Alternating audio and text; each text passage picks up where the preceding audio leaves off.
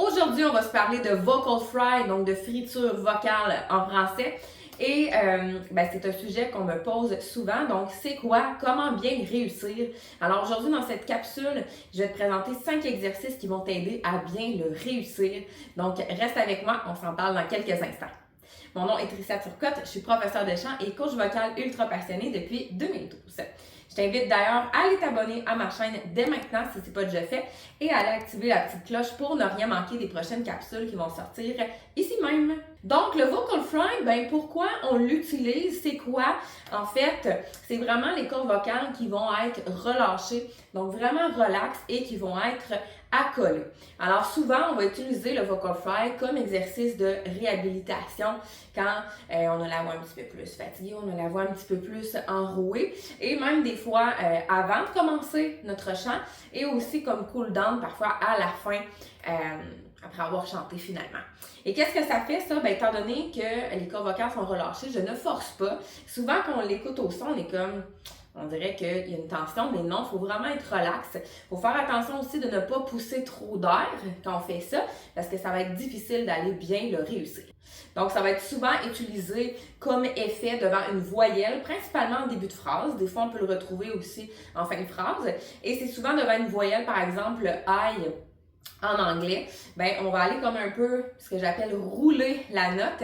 Alors, il n'y a pas de son, la note n'est pas déjà pressée, c'est vraiment d'aller comme la starter si on veut à l'avance. On va la retrouver beaucoup au niveau de Britney Spears, Ariana Grande, au niveau de Christina Aguilera. Donc, c'est beaucoup quelque chose qu'elles vont utiliser. On va le retrouver aussi fréquemment dans le rock. Donc, un effet qu'on peut aller mettre sans nécessairement dire on s'en va faire du scream. Des fois, on va aller mettre un petit peu de fry puis ça va ajouter un petit côté un petit peu plus rock à notre chanson, justement. Donc, souvent, l'exemple qu'on va donner de Britney Spears, oh baby, baby. Donc, on entend vraiment le oh. Là, j'ai fait mon petit fry avant mon O, finalement. Donc, on le retrouvait beaucoup dans la pop des années 90-2000. On en retrouve encore aujourd'hui. J'ai parlé d'Ariana Grande, entre autres. Donc, à écouter, c'est souvent dans les débuts de phrase, mais aussi en fin de phrase, ça peut s'appliquer également. Donc, d'aller faire le fry, ça va aider aussi à aller détendre au niveau de mon registre qui est un petit peu plus grave. Je le disais tantôt, on peut le terminer en cool down.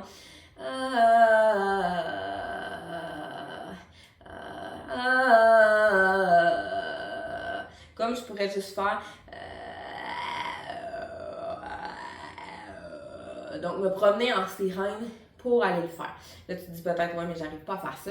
J'y arrive, je vais te donner 5 exercices que je suggère à mes coachés. Et il y en a certainement un là-dedans qui va t'aider à aller débloquer ton fry si c'est quelque chose que tu désires ajouter dans ton interprétation. Donc, c'est pas une obligation, mais c'est un petit effet de plus qu'on peut aller ajouter. Puis en plus, ça fait du bien, là, ça va aller détendre au niveau de ta gorge. Donc, c'est 1, 2 pour 1. Donc, le premier, l'exercice 1 que j'aime donner, c'est exemple, si je suis tannée, je suis fatiguée, par exemple, on pense le matin quand on s'étire ou si je fais donc je suis en fry. Si je dis je suis tannée, comme les ados qui vont dire j'ai la flemme, ça me tente pas. Donc je suis en fry. C'est vraiment d'aller relâcher comme ça ou si je m'étire. Ça va aider aussi à aller vers le registre du whistle, qu'on parlera pas dans cette vidéo aussi, mais ça peut t'aider aussi à aller préparer ça. Ensuite, exercice numéro 2, je l'aime beaucoup celui-là, c'est la grenouille ou le crapaud. Je ne suis pas spécialisée en son d'animaux, évidemment. Mais si je fais rabbit, rabbit, rabbit, rabbit. Alors, je commence avec un son de fry également. Ensuite, si je réfléchis, je suis comme... Puis tu peux le faire sur un tantôt, on a fait quand on a la flemme. Mais si, mettons, je réfléchis puis je fais je sais pas trop, là, je suis embêtée. Le faire sur un petit comme ça, je suis encore en fry. Donc, un autre petit exercice qui peut t'aider à bien le comprendre. Ensuite, si j'ai une porte qui grince, par exemple,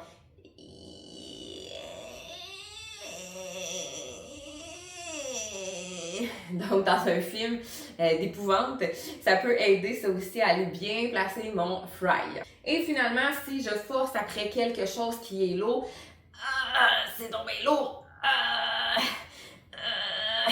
Si je force après une boîte, si je force après un meuble, on sent que on est relâché. Alors, c'est 5 petits exercices qui peuvent vraiment t'aider à aller débloquer ça.